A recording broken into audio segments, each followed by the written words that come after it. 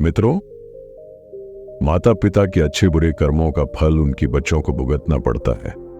ये बात कहां तक सत्य है? मनुष्य को अपने अच्छे बुरे कर्मों का फल तो भोगना ही पड़ता है, साथ ही उसे अपने माता पिता के कर्मों का भी फल भोगना पड़ता है। दोस्तों, एक गुरु अपने शिष्यों के साथ गांव से कुछ दूर अपने आश्रम में रहते थे। एक दिन एक शिष्य ने अपने गुरु से पूछा, गुरुजी, क्या एक बेटे को अपने माता पिता के अच्छे बुरे कर्मों का फल भोगना पड़ता है? तब महात्मा शिष्य से कहते हैं, बनते, फल तो भोगना ही पड़ता है। जानिए, आज हम आपको प्राचीन काल की एक बहुत ही महत्वपूर्ण कथा सुनाएंगे, जिसे सुनने के बाद आपको पता चलेगा कि किस तरह माता पिता के अच्छे कर्मों का फल संतानों को मिलता है और उनके बुरे कर्मों का फल उन्हें भोगना पड़ता है।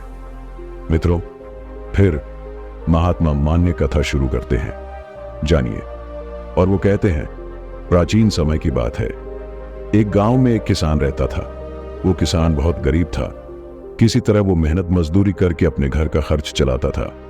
दिन भर मजदूरी करने के बाद उसे 50 रुपए मिलते थे, जिसमें से वह रोजाना 25 रुपए दान कर देता था और उन 25 रुपए से अपने परिवार का भरण पोषण करता था। कुछ समय ऐसे ही बीता और उसके बाद उसके 2 बेटे हुए। अब उस किसान के परिवार में कुल 4 सदस्य थे, 2 पति पत्नी और उसके 2 जुड़वा बेटे। धीरे धीरे किसान को उनका भरण पोषण करने में समस्या होने लगी, क्योंकि महंगाई दिन प्रतिदिन बढ़ती जा रही थी। एक दिन की बात है, किसान के बेटे ने अपने पिता से कहा कि पिताजी, आप रोजाना 50 रुपए कमाते हैं, जिसमें से आप 25 रुपए दान कर देते हैं, और हम 25 रुपए में अपना गुजारा कैसे करेंगे? किसान को चुप देख उसकी पत्नी बोली, नहीं बेटा, ऐसी कोई बात नहीं है। तुम्हारे पिताजी रोजाना 50 रुपए कमाते हैं, जिसमें से 25 रुपए दान कर देते हैं। वो सिर्फ तुम्हारे लिए दान करते हैं, दूसरों के लिए नहीं। लेकिन ये बात दोनों लड़कों को समझ में नहीं आई, क्योंकि वो दोनों छोटे बच्चे थे। फिर कुछ समय ऐसे ही बीत गया और किसान के दोनों लड़के धीरे धीरे बड़े होने लगे। इसी बीच एक दिन काम के बाद घर लौटते समय किसान एक कार की चपेट में आ गया और उसकी मौत हो गई। जब किसान की पत्नी और उसके दोनों लड़कों को पिताजी की मौत की खबर मिली तो उन्हें बहुत दुख हुआ। एक दिन किसान के दोनों लड़कों ने अपनी मां से पूछा, मां, हमारे पिताजी कहां गए हैं? किसान की पत्नी बोली कि बेटा, तुम्हारे पिता हम सबको छोड़कर यमराज जी के पास चले गए हैं। तुम्हारे पिता जब जिंदा थे तो रोज 50 रुपए कमाते थे। 25 रुपए बचाकर उसी से हमारा पालन पोषण करते थे और बाकी दान कर देते थे। अब हमारा पालन पोषण कैसे होगा? हमारा पेट कैसे भरेगा? मां ने अपने दोनों बच्चों से कहा, बेटा, घर में गरीबी है, उसकी मदद करने वाला कोई नहीं है। सब उसे दूर भागने लगते हैं, सिवाय भगवान के, क्योंकि वह गरीबों की मदद करता है। बेटों ने अपनी मां से कहा, मां, आप ऐसा मत सोचो, हम दोनों भाई यमराज जी के पास जाएंगे और अपने पिता को ले आएंगे, क्योंकि हमने सुना है कि भगवान बड़े दयालु हैं। हमारे दुखों को देखकर उन्हें हम पर दया जरूर आएगी और वह हमारे पिता को हमारे साथ जरूर भेज देंगे। उनकी मां बच्चों पर ध्यान नहीं देती। एक दिन किसान की पत्नी अपने दोनों बेटों को घर पर छोड़कर किसी काम से गांव में चली गई और वहां उसके दोनों बेटे, दोनों भाई आपस में विचार करने लगे कि क्यों ना हम यमपुरी में यमराज जी के पास जाएं और अपने पिता को वापस ले आएं। यह सोचकर दोनों भाई अपने पिता को लाने के लिए घर से निकल पड़े। चलते चलते काफी समय बीत गया। इसी दौरान उन्हें थकान महसूस हुई और दोनों भाइयों को एक बहुत बड़ा बरगद का पेड़ दिखाई दिया और वे उसकी छाया में खड़े हो गए। दोनों भाइयों ने सोचा कि इस बरगद के पेड़ की छाया में थोड़ा आराम करना चाहिए। फिर दोनों भाई उसी बरगद के पेड़ के नीचे बैठ गए और आराम करने लगे। तभी उस बरगद के पेड़ ने इंसानी आवाज में कहा, बच्चों, तुम कौन हो और कहां जा रहे हो?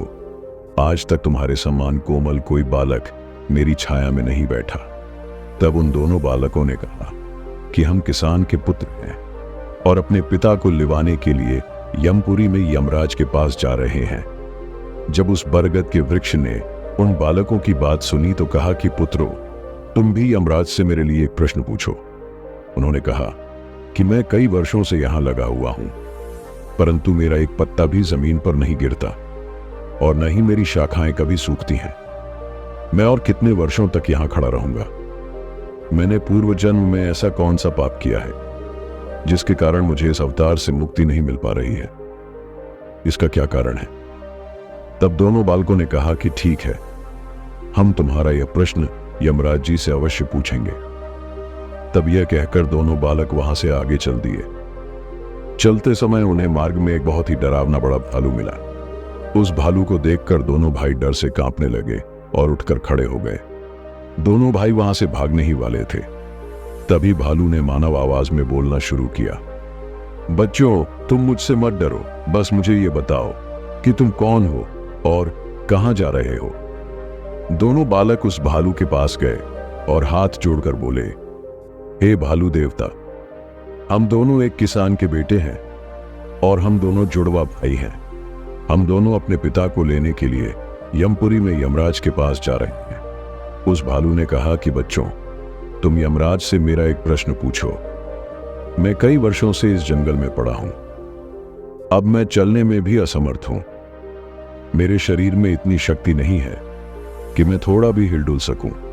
मैंने पिछले जन्म में ऐसा कौन सा पाप किया था जिसके कारण मुझे इस अवतार से मुक्ति नहीं मिल पा रही है? इसका क्या कारण है? तब उन लड़कों ने कहा, ठीक है, हम तुम्हारा प्रश्न यमराज से अवश्य पूछेंगे। यह कहकर दोनों लड़के आगे चल दिए। तभी रास्ते में उन्हें एक सेठ मिला। सेठ ने कहा, बच्चों, तुम दोनों कौन हो और इतनी तेज धूप में कहां जा रहे हो? तुम बहुत कोमल और कोमल दिखते हो। उन लड़कों ने कहा कि सेठ जी, हम दोनों किसान के बेटे हैं और हम जुड़वा भाई हैं। हम दोनों अपने पिता को लाने के लिए यमपुरी में यमराज के पास जा रहे हैं। उस सेठ ने कहा कि आप यमराज से मेरे लिए एक प्रश्न पूछिए। तब उस सेठ ने कहा, बेटो, मैं राहगीरों की प्यास बुझाने के लिए कई वर्षों से यहां कुआं खोद रहा हूं। क्या तुम्हें पता है? लेकिन इसमें से अभी तक पानी नहीं निकला है। मैंने पिछले जन्म में क्या अपराध किया था जिसके कारण इस कुएं से अब तक पानी नहीं निकला है? इसमें मैंने बहुत पैसा खर्च किया है, लेकिन अभी तक सफलता नहीं मिली है। इसका क्या कारण है? उन लड़कों ने कहा, ठीक है सेठ जी, हम आपका यह प्रश्न यमराज से अवश्य पूछेंगे। यह कहकर दोनों लड़के वहां से आगे बढ़ गए। रास्ते में उन्हें एक बहती हुई नदी मिली। फिर धीरे धीरे दोनों भाई नदी के किनारे पहुंचे। उस नदी से एक मछली निकलकर उनके पैरों के पास आई और बोली, लड़कों, तुम कौन हो और कहां जा रहे हो? तुम दोनों बिना नाव के क्यों जा रहे हो? तब उन्होंने कहा कि हमारे पास नाव में बैठने के लिए पैसे नहीं है, क्योंकि हमारे पिताजी प्रतिदिन 50 रुपए कमाते थे, जिसमें से वे 25 रुपए प्रतिदिन दान कर देते थे और 25 रुपए से हमारा पालन पोषण होता था और किसी तरह हमारा घर चलता था। अब हमारे पिताजी घर पर नहीं है, वे भगवान के पास गए हैं। इसलिए हम दोनों भाई उन्हें लाने के लिए यमपुरी में यमराज जी के पास जा रहे हैं। उन बच्चों की बात सुनकर उस मछली ने कहा कि बच्चों, तुम यमराज जी से मेरा एक प्रश्न पूछ कर आ जाओ। मैं कई वर्षों से इस नदी में भटक रही हूं। मेरी 7 पीढ़ियां बीत गई, लेकिन मैं अभी भी इस नदी में रह रही हूं। मैंने पिछले जन्म में ऐसा कौन सा अपराध किया था जिसके कारण मुझे इस अवतार से मुक्ति नहीं मिल पा रही है? इसका क्या कारण है? तब उन लड़कों ने कहा, ठीक है, हम तुम्हारा यह प्रश्न यमराज जी से जरूर पूछेंगे और वापस आते समय तुम्हें इसके बारे में बताएंगे। ये कहकर दोनों लड़के वहां से आगे बढ़ गए। चलते चलते दोनों भाई नदी के दूसरे किनारे पर पहुंच गए। दूसरे किनारे पर पहुंचकर उन्होंने देखा कि वहां एक मरा हुआ व्यक्ति पड़ा हुआ है। जब दोनों भाइयों ने उस मरे हुए व्यक्ति को उठाया और जाने लगे, तो वह मरा हुआ व्यक्ति चिल्लाने लगा और बोला, बच्चों, तुम कौन हो और कहां जा रहे हो? उन लड़कों ने उसकी आवाज सुनकर कहा कि हम एक किसान के बेटे हैं और हम दोनों जुड़वा भाई हैं। हम दोनों भाई अपने पिता को यमराज से लेने यमपुरी जा रहे हैं। उस व्यक्ति ने कहा कि आप यमराज से मेरा एक प्रश्न पूछिए। मेरा शरीर कई वर्षों से इस नदी के किनारे पर है। जब भी पानी की लहर आती है तो मेरा शरीर नदी के अंदर चला जाता है, लेकिन लहर के साथ फिर से बाहर आ जाता है और किनारे पर आ जाता है। न तो मेरा शरीर गलता है और न ही सड़ता है। इतने वर्षों से यह ऐसा ही है। मैंने पिछले जन्म में ऐसा कौन सा पाप किया था जिसके कारण मुझे इस शरीर से मुक्ति नहीं मिल पा रही है, और इसका क्या कारण है? उन बालकों ने कहा, ठीक है, हम तुम्हारा यह प्रश्न यमराज जी से पूछकर अवश्य आएंगे। ऐसा कहकर दोनों बालक चलने लगे। जब दोनों भाई वहां से चले तब तक रात्रि हो चुकी थी और वे कई दिनों से चल रहे थे तथा काफी थक चुके थे। तभी उन्हें पास में ही एक कुटिया दिखाई दी और दोनों भाई उसके अंदर सो गए। सुबह जब उनकी आंख खुली तो वे यमपुरी पहुंच गए। वे यमराज के निकट पहुंच गए। दोनों भाइयों ने हाथ जोड़कर यमराज को प्रणाम किया और पूछा, मुझे जीवन देने वाले मेरे पिता कहाँ हैं? जब हमारे पिताजी घर पर होते थे तो वह रोजाना 50 रुपए कमाते थे, जिसमें से वह 25 रुपए दान कर देते थे और 25 रुपए से हम लोगों को खाना खिलाते थे। लेकिन अब जब वह घर पर नहीं है तो हम दोनों भाई और हमारी माँ भूख से मर रहे हैं। कृपया उन्हें जल्द से जल्द हमारे साथ हमारे घर भेज दीजिए। यमराज ने इन दोनों बालकों की बात सुनी और कहा, ठीक है, मैं तुम्हारे पिताजी को घर भेज देता हूं। पहले तुम दोनों भाई यहां बैठो। यमराज ने उन दोनों बालकों को अपने पास बैठाया और उन्हें भोजन कराया। भोजन कराने के बाद उन्होंने पूछा, तुम दोनों भाइयों को और क्या चाहिए? उन दोनों बालकों ने यमराज से मार्ग में मिले सभी प्रश्न पूछे। यमराज ने उनके सभी प्रश्नों के उत्तर देते हुए कहा, हे पुत्रों, मुझे जानो। जाते समय तुम दोनों मुझे उत्तर बता देना। यमराज ने कहा, तुम दोनों अपने घर जाओ, तुम्हारी माता तुम्हारा इंतजार कर रही है। तुम्हारे पिता तुम्हारे घर पहुंच जाएंगे। तब दोनों भाइयों ने यमराज को प्रणाम किया और अपने घर की ओर चलने लगे। चलते समय सबसे पहले उन्हें वही मृत व्यक्ति मिला जो नदी के किनारे पड़ा था। उन दोनों बालकों को देखकर मृतक प्रसन्न हो गया और बोला, बच्चों, तुमने मेरा प्रश्न यमराज से पूछा था। तब वे बोले, हाँ, हमने तुम्हारा प्रश्न यमराज से पूछा था। यमराज जी बोले, तुम पिछले जन्म में बहुत बड़े विद्वान थे, लेकिन तुमने अपना ज्ञान किसी को नहीं बताया। अब जब तुम मर चुके हो तो वह ज्ञान तुम्हारे अंदर खुल रहा है। जब तक तुम अपना ज्ञान किसी को नहीं बताओगे, तुम्हारी आत्मा को शांति नहीं मिलेगी। तब मृतक बोला, बच्चों, अब ऐसी हालत में कौन मेरे पास ज्ञान लेने आएगा? तुम ही मेरा ज्ञान ग्रहण करो। तब मृतक ने अपने पास जो भी ज्ञान था वह दोनों भाइयों को दे दिया और ज्ञान देने के बाद उसकी आत्मा को तुरंत मोक्ष की प्राप्ति हो गई।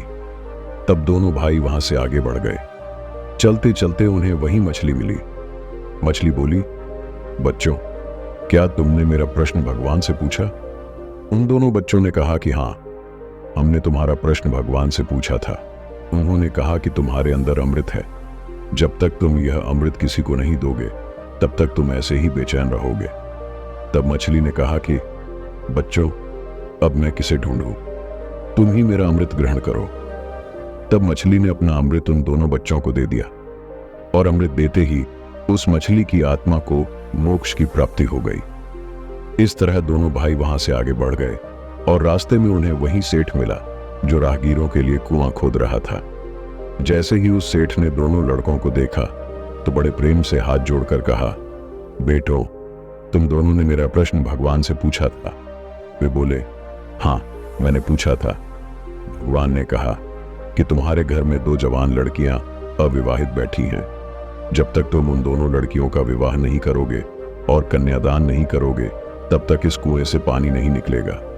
पहले अपना कर्तव्य पूरा करो, जो जिम्मेदारी भगवान ने तुम्हें सौंपी है।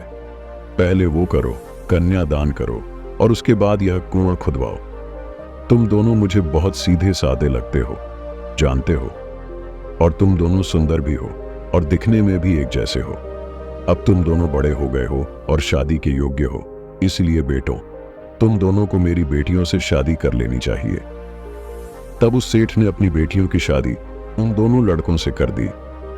फिर सेठ ने अपनी बेटियों को बहुत सारा धन देकर विदा किया। अब दोनों भाई आगे बढ़े और रास्ते में उन्हें वही भालू मिला।